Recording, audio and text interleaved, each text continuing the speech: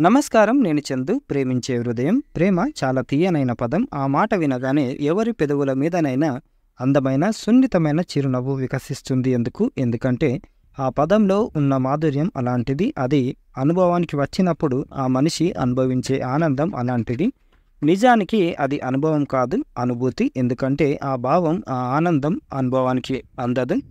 అనుభవంలో ఇమడవు, పరిమిత సరిహద్దుకు లోబడవు. అందుకే ప్రేమకు సరైన నిర్వచనం ఎవరు ఇవ్వలేకపోయారు. ప్రయత్నం చేశారు తప్ప.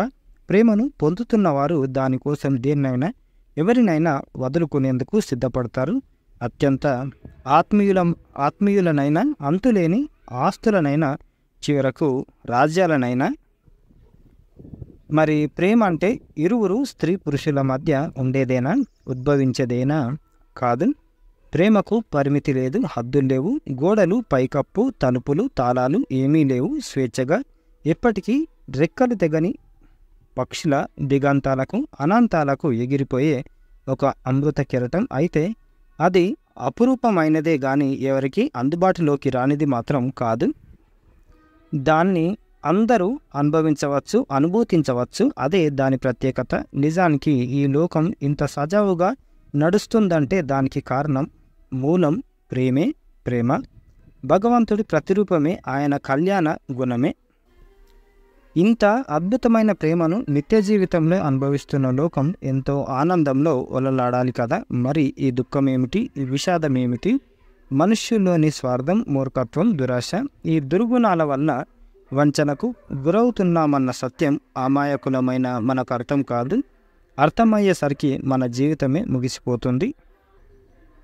ప్రేమ అందరికీ కావాలి, ఎవరికైనా పంచే అవకాశం ఉంది, ఎవరి నుంచైనా పొందే అదృష్టం ఉంది. కానీ ఎవరు ప్రేమను పంచడం లేదు. అమూల్యమైన ప్రేమకు వెనకట్టుకొని గుండెల్లో దాచుకుంటున్నారు. ఎవరికి ప్రేమ పంచితే ఏం కోల్పోతామేమోనన్న భయం.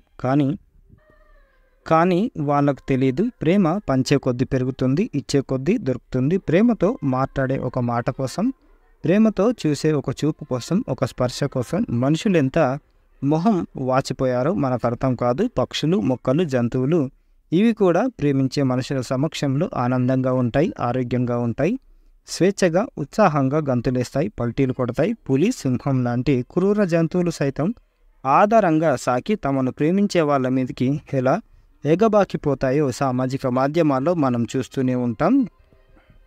పేదరికంతో, దుఃఖంతో జీవచ్చవాళ్ళ బతుకులీడుస్తున్న దీనజీవులకు మనం పిడికెడు ప్రేమను అందించలేమా? అవును. ప్రేమ లేక, ప్రేమతో పలకరించేవారు లేక ఎంతోమంది నిస్తేజమైపోతున్నారు. తల్లి లేని బిడ్డల్లా నిస్సహాయులెందరో గాజు కళ్ళతో దీనంగా మిగిలిపోతున్నారు. మిగిలిన జీవజాలమే మేలేమో. స్వార్థం ఎరుగని జీవులు ప్రేమించడంలో ముందుంటాయి.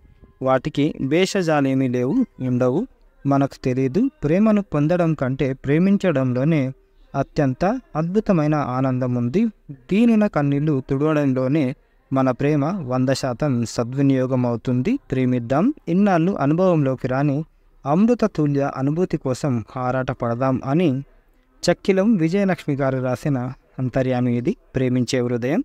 లైక్ చేయండి, షేర్ చేయండి, సబ్స్క్రైబ్ చేయండి. Thank you. ధన్యవాదాలు.